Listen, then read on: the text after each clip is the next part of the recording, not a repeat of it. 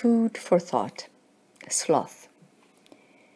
I never liked the word, never gave the meaning too much thought. It just was one of those ugly words I just did not like.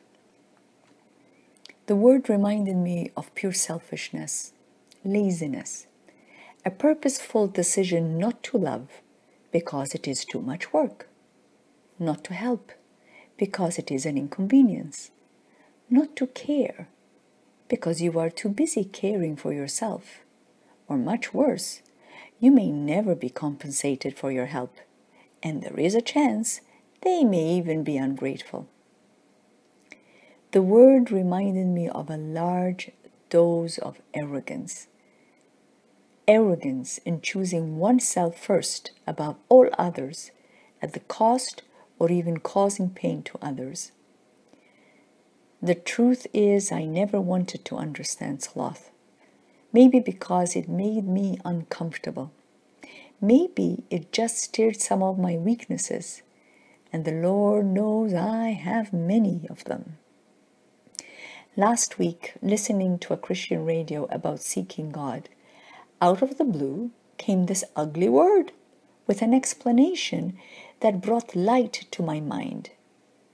It helped me understand this vice and brought peace to my heart, knowing I can work at overcoming sloth. It is important to love and care for others. It is important to forget the self and focus on helping others. But sloth is even deeper than that.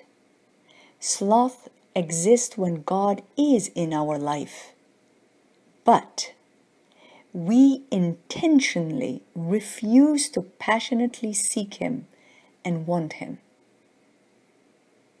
It's just simply not a priority for us.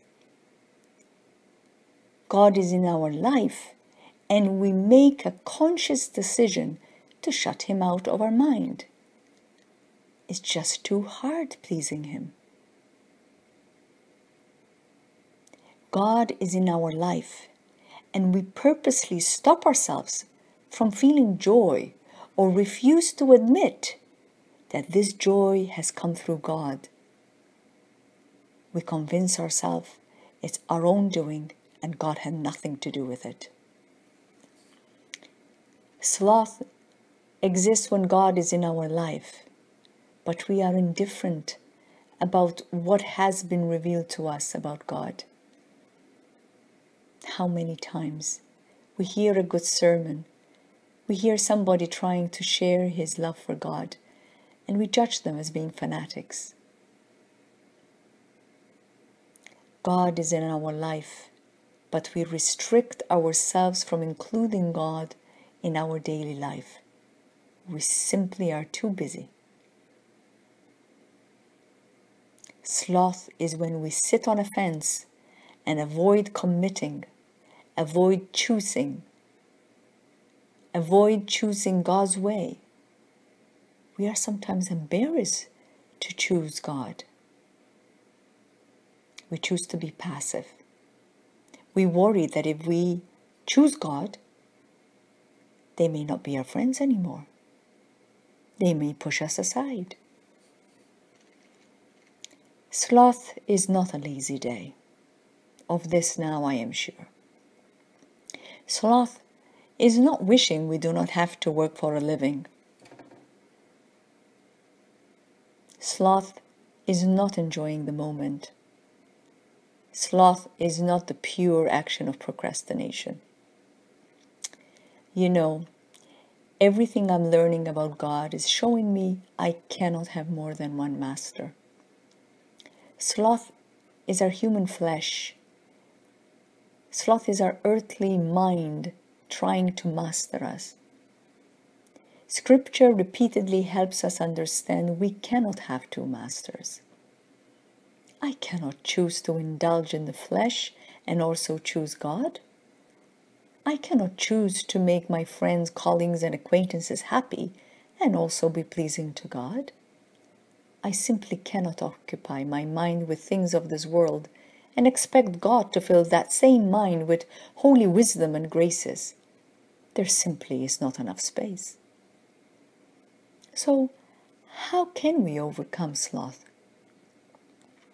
St. Augustine is famous for this quote and puts it perfectly. The full quote being, "Love God and do whatever you please, for the soul trained in love to God will do nothing to offend the one who is beloved."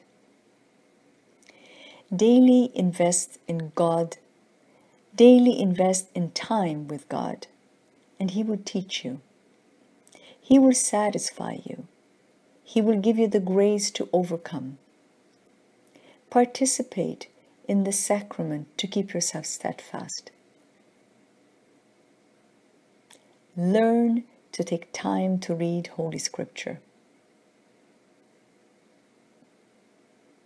How did you show your love for God today? If you, my friend, are worth it, how much more is He? This is Joan Attard. Till next time.